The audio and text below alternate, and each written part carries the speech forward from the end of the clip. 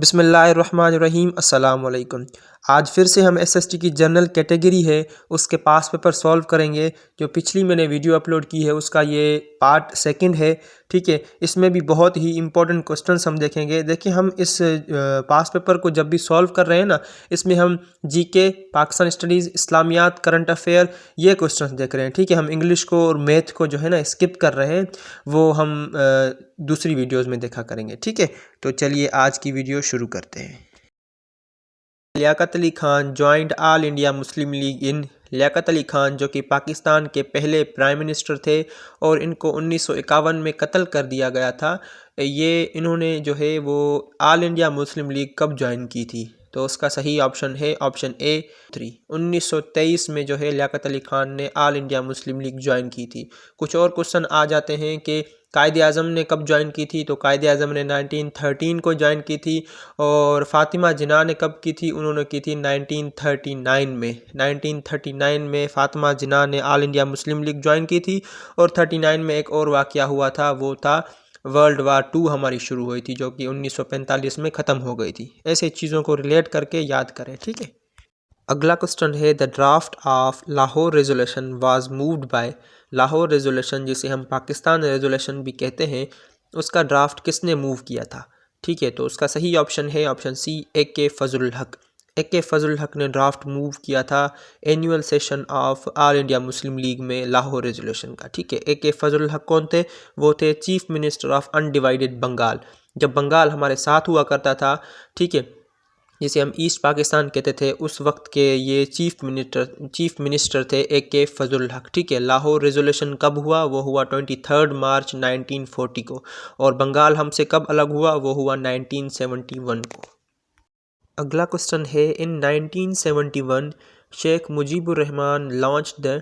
नीचे ऑप्शन दिए हुए हैं, इनमें से 1971 में शेख मुजीबुर रहमान ने कौन सी मूवमेंट लॉन्च की थी?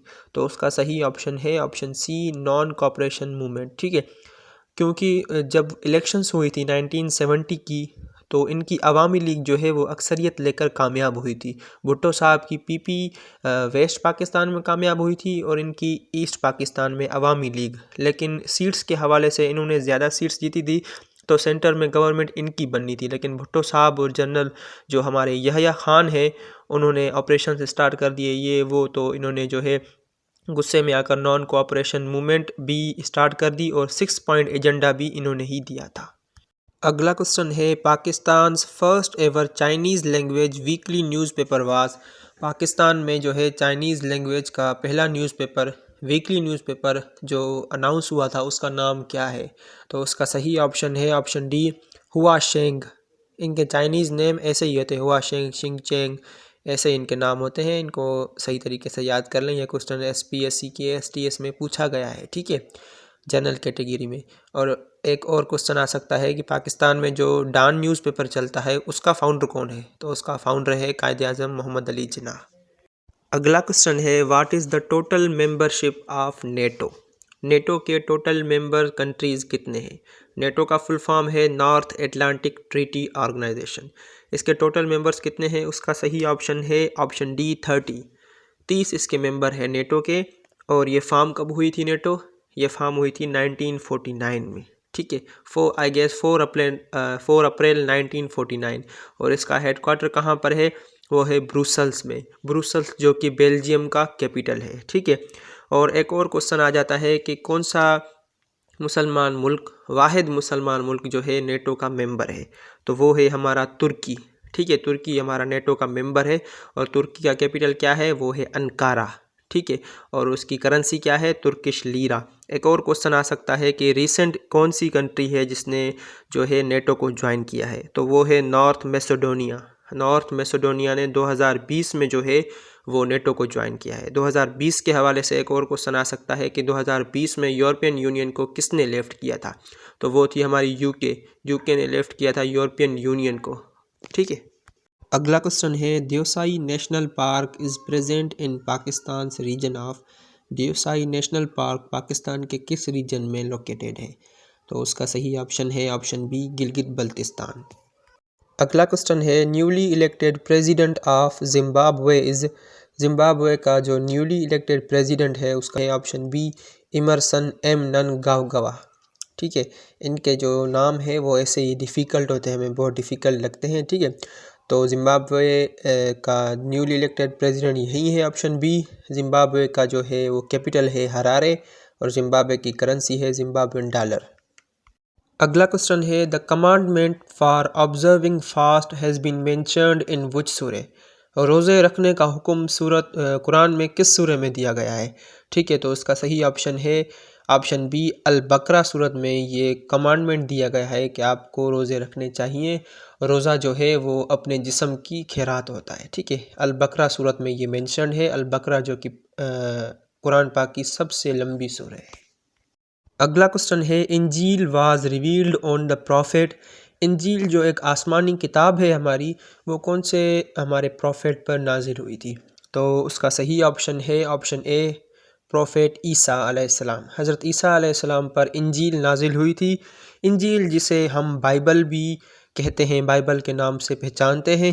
ईसा जिसको लोग मानते हैं उसको जेसस भी बोलते हैं। ठीक है, तो प्रॉफिट ईसा पर नाजिल हुई थी इंजील।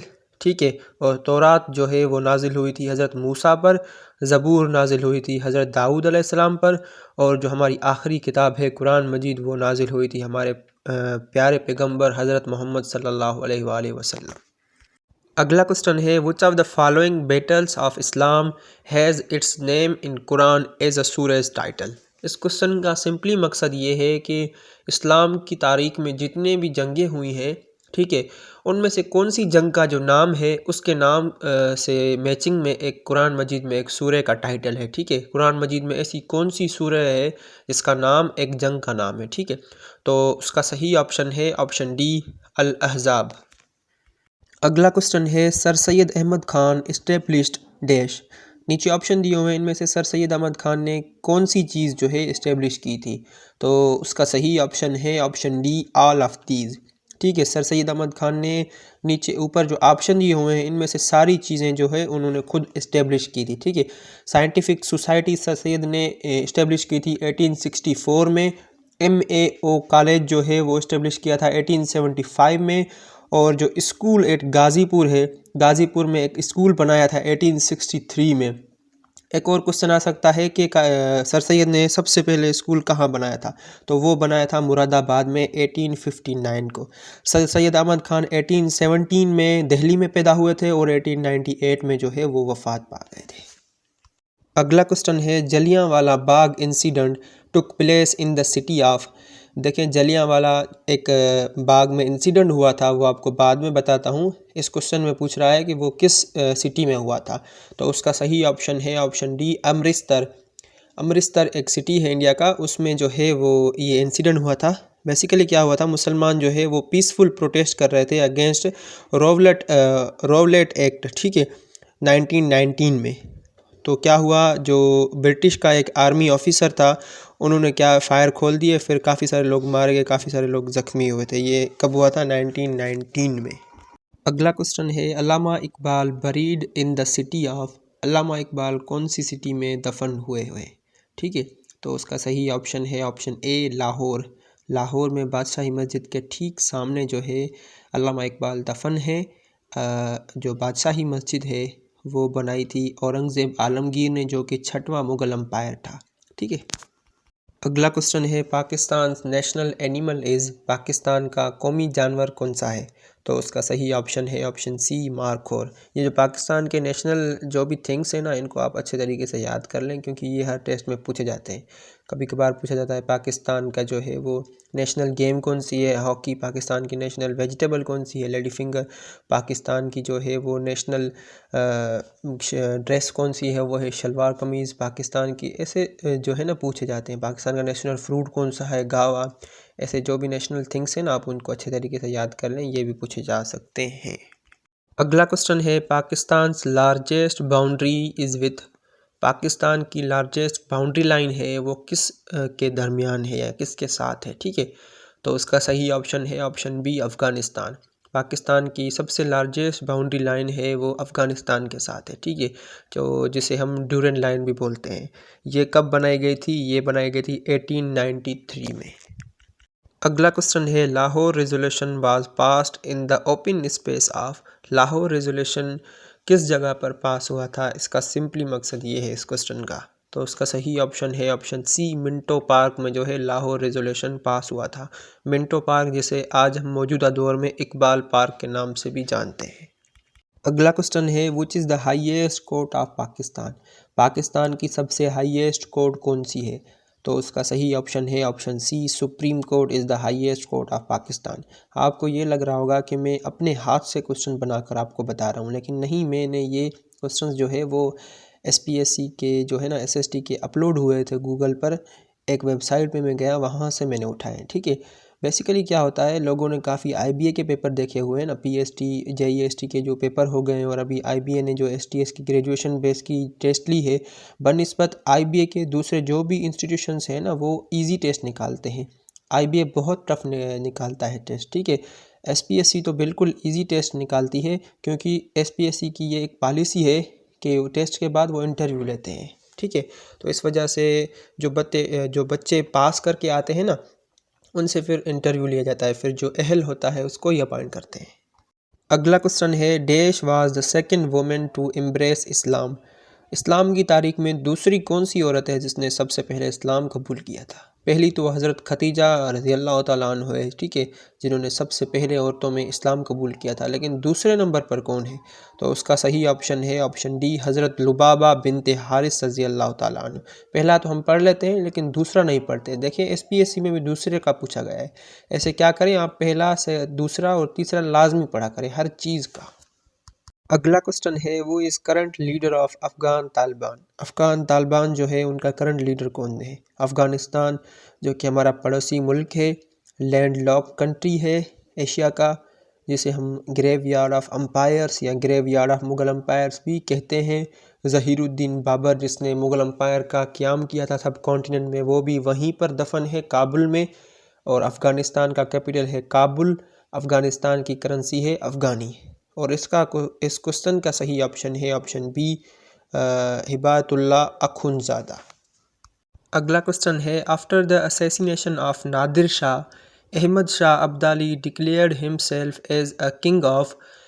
नादिर शाह के कत्ल के बाद अहमद शाह अब्दाली ने किस मुल्क का खुद को किंग डिक्लेयर किया था? ये जो बातें हो रही है मुग़ल अम्पायर्स के बीच में, जो अम्पायर्स आई है दुरानी अम्पायर, ये जो भी अम्पायर्स हैं उनमें से किसी की है, ठीक है। ये बहुत बड़े लंबे किस्से हैं, यहाँ पर अगर बताएंगे तो वीडियो जो है वो 2 घंटे से ऊपर हो जाएगी। खैर, इस क्वेश्चन का सही ऑप्शन है option a, Kabul. He declare himself as a king of Kabul, Ahmad Shah Abdali.